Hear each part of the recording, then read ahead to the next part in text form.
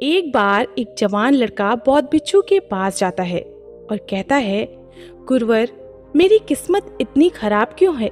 मैंने आज तक अपनी जिंदगी में जो भी चाहा वो मुझे कभी मिला ही नहीं। हमेशा असफलता और निराशा ही मेरे हाथ लगी। लेकिन मैं ऐसे बहुत सारे लोगों को जानता हूँ जिनकी जिंदगी में किसी भी चीज की कोई कमी नहीं है।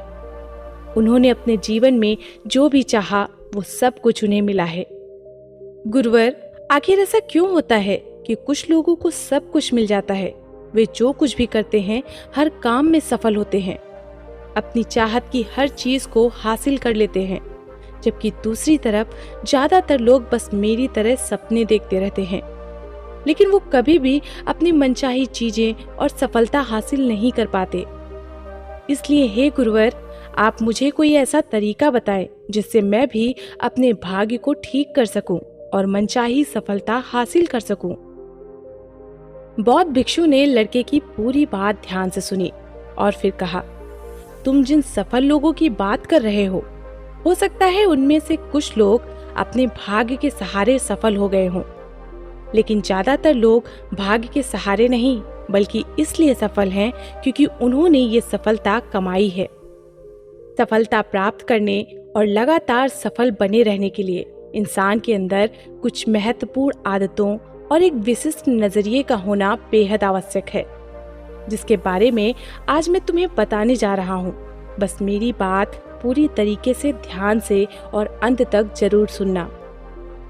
व्यक्ति ने कहा, जी गुरुवर, मैं आपकी पूरी बात को ध्यान से सुनूंगा।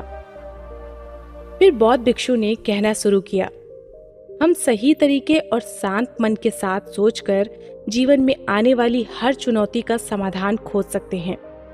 हम सबको अपने शून्य की खोज करने का प्रयास करना चाहिए।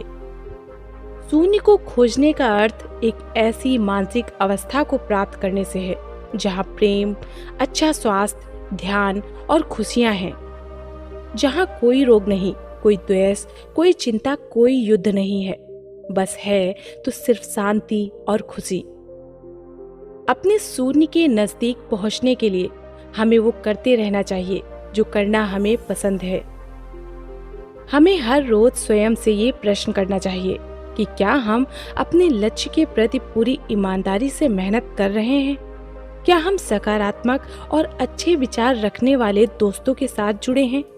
क्या हम अपने कर्तव्यों के प्रति ईमानदार हैं? क्या हम अपने खाली समय का सही से उपयोग कर रहे हैं? इस तरह के प्रश्न हमें सकारात्मक चिंतन करने के लिए मजबूर करते हैं और ये हमारे शून्य तक पहुंचने के सफर को और भी रोमांचक बना देते हैं, जिससे हम अपने लक्ष्य, आर्थिक स्थिति और खुशियों को निर्धारित कर सकते हैं। हमें हमेशा ऐसे लोगों के साथ रहने का प्रयास करना चाहिए जिनके लक्ष्य बड़े और जीवन मूल्य ऊंचे हों, क्योंकि ऐसे लोग हमें आगे बढ़ने के लिए बहुत प्रेरित करते हैं, हमारी सफलता में खुश होते हैं और हमें सही सलाह देते हैं। हमें हमेशा रचनात्मक सपने देखते रहना चाहिए और ऐसा हम इन 5 तरीकों से कर सकते हैं। पहला, हमें खुद से ये सवाल पूछते रहना चाहिए कि मैं कौन हूँ और मुझे अपने जीवन में कहाँ और कैसे पहुँचना है। दूसरा तरीका, हमारे लक्ष्य पूरी तरीके से स्पष्ट होना चाहिए। हमें अच्छे से ये पता होना चाहिए कि हमें क्या हासिल करना है। तीसरा तरीका, हमारे लक्ष्य को पूरा करने के लिए हमें एक समय सीमा निर्धारित करनी चाहिए। चौथा तरीका, हमें अपने सपनों के प्रति सकारात्मक और आशापूर्ण दृष्टिकोण बनाए रखना चाहिए। और पांचवा तरीका, हमें अपने लक्ष्य के प्रति पूर्ण रूप से समर्पित होना चाहिए। हमें खुद के बारे में हमेशा सकारात्मक बातें ही करनी चाहिए। यहाँ तक अकेले में भी हमें खुद से अपने बारे में नकारात्मक बातें नहीं करनी चाहिए, क्योंकि कहे गए शब्द में बड़ी ताकत होती है। जैसे कि उत्साहपूर्ण और आशा से भरे शब्द किसी भी जिंदगी को बदल सकते हैं, वैसे ही नकारात्मक शब्द किसी की जिंदगी को बर्बाद भी कर सकते हैं। हम कभी भी कुछ नया सीखने या सफल होने के लिए बूढ़े नहीं होते। सफल होने के लिए हमें चीजें या उचित शिक्षा की नहीं बल्कि एक दृढ़ संकल्प की जरूरत होती है। अगर इंसान का इरादा पक्का है तो वो रास्ते अपने आप ही बना लेता है। हमें खुद को रोज ये याद दिलाते रहना चाहिए कि हमारी उपलब्धियां क्या हैं, हम बेहतर हैं तो क्यों हैं, हमारे लक्ष्य क्या है और हम इसे कैसे पूरा करेंगे। यकीन मानो, हमारी ये आदतें हमें उत्साहित, लक्ष्य के प्रति केंद्रित और सकारात्मक बनाए रखती हैं। अगर हम हमारे साथ काम करने वाले और आसपास रहने वालों को महत्वपूर्ण और अच्छा महसूस करवाते हैं, तब वो हमारे लिए और भी बेहतर करने की कोशिश करते हैं और हमारे सफल होने की संभावनाएं और भी बढ़ जाती हैं। हमें कभी भी तेज आवाज और अभद्र शब्दों का प्रयोग नहीं करना चाहिए। ऐसा करने से हम एक कमजोर और कम आत्मविश्वास वाले व्यक्ति प्रतीत होते हैं। हमारी सफलता का निर्धारण इस बात से निर्धारित नहीं होता है कि हम अपने लिए क्या करते हैं, बल्कि इस बात से होता है कि हम अन्य लोगों को प्रेरित करने के लिए क्या करते हैं। हमें सारे काम खुद करने की जरूरत नहीं है, हमें बस वही करना चाहिए जो जरूरी है। बाकी के कामों को उपयुक्त लोगों को बांट देना चाहिए। ऐसा करने से सामने वाला भी खुद को महत्वपूर्ण महसूस करता है और हमारा काम भी ज्यादा आसानी और अच्छे से हो जाता है। हमें हमेशा जीतने के बारे में सोचना चाहिए, क्योंकि जो जीतने के बारे में सोचता है और विश्वास रखता है वही जीतता है। यही जीतने का नियम है और ये ऐसे ही काम करता है। हमें इस बात का ध्यान रखना चाहिए कि हम अपने बच्चों के सामने अच्छा व्यवहार करें, क्योंकि एक छोटा बच्चा अपने माँ बाप के व्यवहार को ही एक आदर्श व्यवहार मानता है और उसे ही अपनाने की कोशिश करता है। इसीलिए हमें आने वाली पीढ़ी को संस्कारवान बनाने का प्रयास करते रहना चाहिए। हमें जो चाहिए उसके बारे में हमें पूछना चाहिए, खोजना चाहिए और दिल का दरवाजा खटखटाना चाहिए और हमें वो जरूर मिल जाएगा जो हम पाना चाहते हैं। आप बस खुद से सवाल करना बंद मत कीजिए। सफल लोग अपनी पूछने की कला से ही वो सब कुछ हासिल कर लेते हैं जो वो पाना चाहते हैं। किसी भी प्रश्न को सही तरीके से पूछना ताकि हम अपना मनचाहा उत्तर पा सकें। ये एक बहुत बड़ी कला है जो एक सफलता की कामना करने वाले हर एक व्यक्ति के अंदर होनी चाहिए। फिर बौद्ध भिक्षु ने आगे कहा, जीवन में सफल होने के लिए हमारे अंदर लीडरशिप क्वालिटी का होना बहुत आवश्यक है। एक अच्छा लीडर बनने के लिए हमें 7 आदतें अपनानी होंगी। पहली आदत, हमें अपनों से जुड़े लोगों की मदद उनकी उम्मीद से बढ़कर करने का प्रयास करना चाहिए। दूसरी आदत, हमें खुद पर और अपने से जुड़े लोगों पर विश्वास करना आना चाहिए। तीसरी आदत, हमें हमेशा सही को सही और गलत को गलत बोलने की हिम्मत दिखानी चाहिए। चौथी आदत, कि जब हमें पता चल जाए कि हम गलत हैं तो हमें तुरंत अपनी गलती स्वीकार कर लेनी चाहिए। पांचवी आदत, हमें हमेशा अपने साथ काम कर रहे लोगों की सलाह लेनी चाहिए और उनकी इज्जत भी करनी चाहिए। छठी आदत, चुनौती के समय भी हमें अंदर से शांत और स्थिर रहने का प्रयास करते रहना चाहिए। और सातवीं आदत, कि हमें काम को इतनी लगन, इतनी जिम्मेदारी के साथ करना चाहिए कि हम दूसरों के लिए एक मिसाल बन सकें, एक उदाहरण बन सकें और वो हमारे काम करने के तरीकों का अनुसरण कर सके। एक बात याद रखो, हमारा दिमाग बहुत अमूल्य है। हमें इसकी देखरेख ऐसे करनी चाहिए कि जैसे हम दूसरे कीमती सामानों की करते हैं। हमने अब तक जो भी हासिल किया है या कर सकते हैं, उन सब का एकमात्र स्रोत हमारा दिमाग ही है। इसीलिए हमें इसे साफ सुथरा रखने का प्रयास करते रहना चाहिए। इसके लिए हमें बुरी, दहशत भरी, नफरत भरी और नकारात्मक बातें फैलाने वाले लोगों से दूर ही रहना चाहिए और ऐसे लोगों का साथ करना चाहिए जिनके लक्ष्य बड़े और सोच सकारात्मक हो। हमें कभी भी जिम्मेदारियों से भागना नहीं चाहिए, क्योंकि जिम्मेदारी ही हमें मजबूत और एक अनुभवी इंसान बनाती है, जो कि बाद में हमारी बड़ी सफलता का कारण भी बनते हैं। हमें हमारे काम के लिए उन लोगों से सलाह लेनी चाहिए जो पहले से उन काम में सफल हो चुके हैं या उस क्षेत्र के जानकार हैं, ना कि उन लोगों से जो असफल होकर लोगों के बीच उस काम के प्रति लोगों के अंदर डर को फैलाते रहते हैं। हमें हमारे अतीत, वर्तमान और आसपास के लोगों के बारे में हमेशा अच्छा ही बोलना चाहिए। और अगर हम किसी के बारे में अच्छा नहीं बोल सकते तो हमें चुप रहना चाहिए।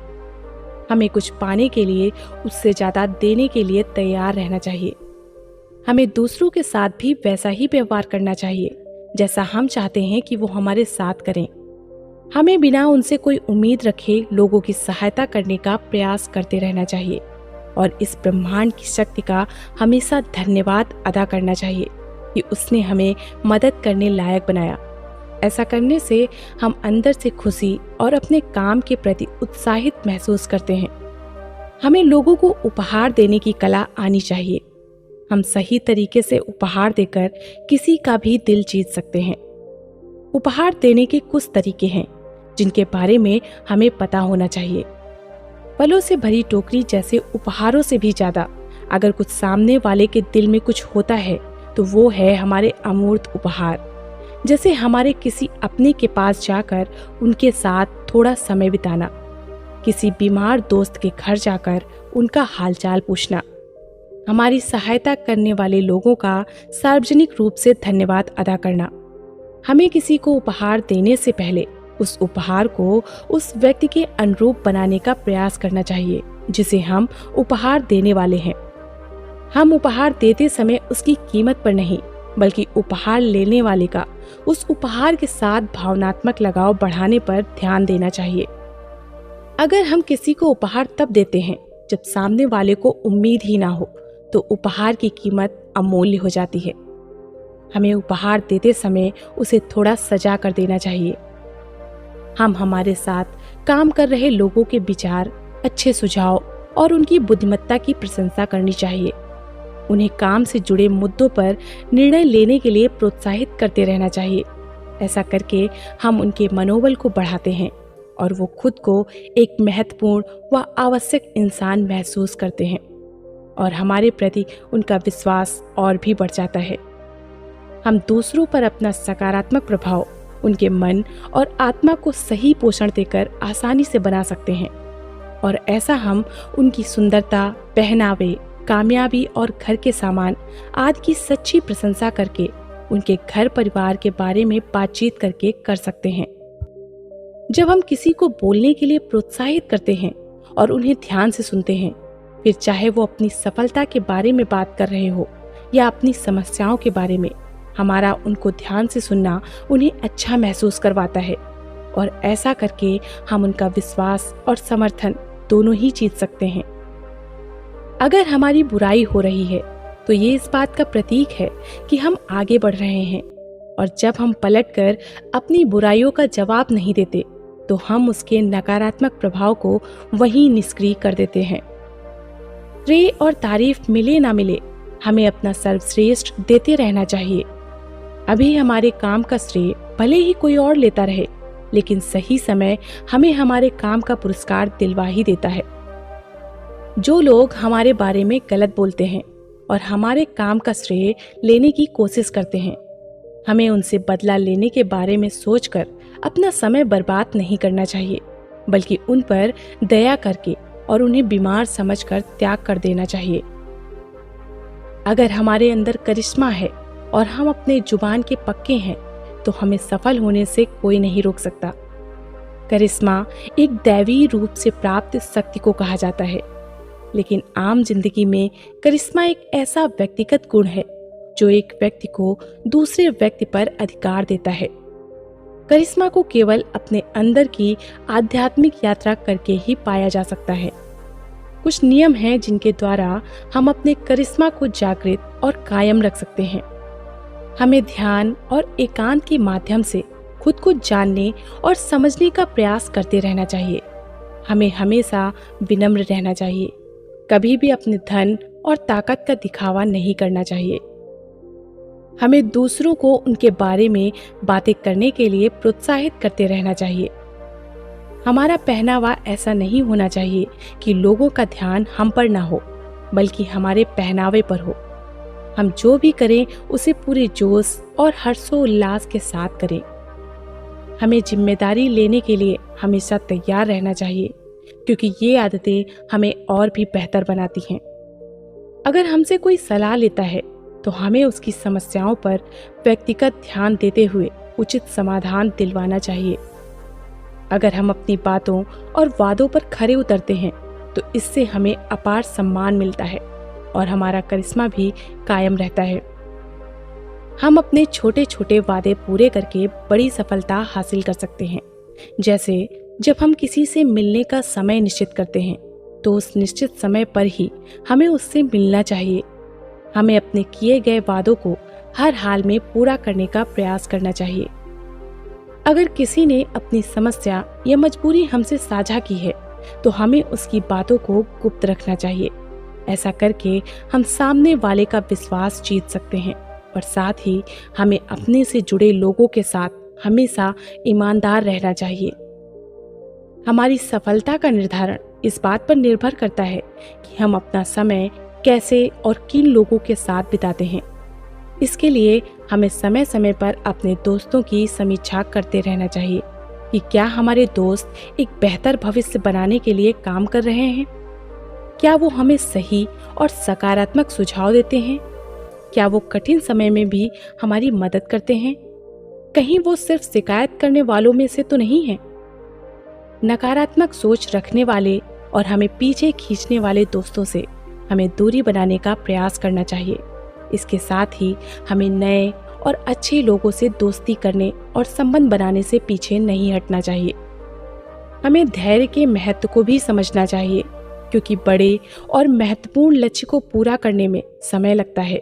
इसलिए हमें हर रोज अपने लक्ष्य के लिए एक एक कदम बढ़ाते रहना चाहिए।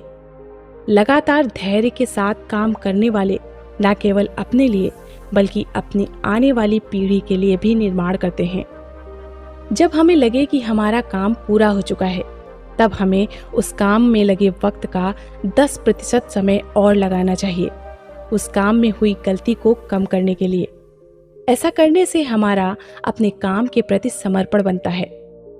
हमें हमेशा इस बात का ध्यान रखना चाहिए कि धन हम पर नियंत्रण ना कर सके। हमें अपने कमाए गए धन का कुछ हिस्सा दूसरों के मदद में लगाना चाहिए, क्योंकि दान करने से धन की शुद्धि होती है और मन की शांति भी बढ़ती है। हमें सफलता के शिखर तक पहुंचने में बहुत समय लगता है, लेकिन वहां से नीचे गिरने में ज्यादा समय नहीं लगता। इसीलिए सफलता को कभी भी अपने सर पर मत चढ़ने देना। हमें अपने चरित्र का अच्छा उदाहरण समाज में पेश करना चाहिए ताकि लोग उसका अनुसरण कर सकें। जिंदगी में सीखना बंद ना करने के लिए हमें एक बच्चे की तरह सोचना चाहिए, क्योंकि अपनी उत्सुकता के कारण बच्चा हर उस चीज के बारे में जान लेता है जिसके बारे में वो जानना चाहता है। हमें भविष्य के बारे में स्पष्टता से सोचने के लिए फिर से एक बच्चा बनना चाहिए और फिर से शुरू करना चाहिए। हमें बुद्धिमान लोगों की संगत करनी चाहिए जो हमें समृद्ध बनाए, ऊपर उठाए और उत्साहित करे। सफलता और जीने का मजा हमारे साथ साझा करें, तब हम अपने सबसे अच्छे समय को उभरते हुए देख सकते हैं। हमें निराशावादी लोगों को अपने जीवन में कोई स्थान नहीं देना चाहिए। हमें सलाह हमेशा सफल लोगों से ही लेना चाहिए और असफल लोगों से सीख। हमें चुनौतीपूर्ण और बड़े लक्ष्य का निर्धारण करना चाहिए जिसे पाना लोगों को असंभव लगे, क्योंकि बिना लक्ष्य जीवन व्यर्थ है और लक्ष्य ऊर्जा है। जितना बड़ा लक्ष्य होगा उतनी ही ज्यादा हमारे अंदर ऊर्जा होगी अपने लक्ष्य को पूरा करने के लिए। इसके बाद बौद्ध भिक्षु ने उस लड़के से कहा, मुझे उम्मीद है कि तुम्हें तुम्हारे प्रश्नों के उत्तर मिल गए होंगे, साथ ही तुम समझ गए होगे कि तुम्हें सफल होने के लिए क्या क्या करना पड़ेगा। उस लड़के ने हाँ में सिर हिलाते हुए गुरुदेव को धन्यवाद किया और उनकी आज्ञा लेकर वहां से चला गया। दोस्तों, उम्मीद है आप सब ने भी इस प्रसंग को ध्यान से सुना और समझा होगा। बस इसे अपने जीवन में उतारने की देरी है। यदि आपको इस बौद्ध कहानी से थोड़ा कुछ भी सीखने को मिला है तो इस वीडियो को अपना प्यार दें, इसे लाइक करें और ऐसे ही अनमोल प्रसंग को सुनने के लिए हमारे बौद्ध चैनल को सब्सक्राइब जरूर कर लें।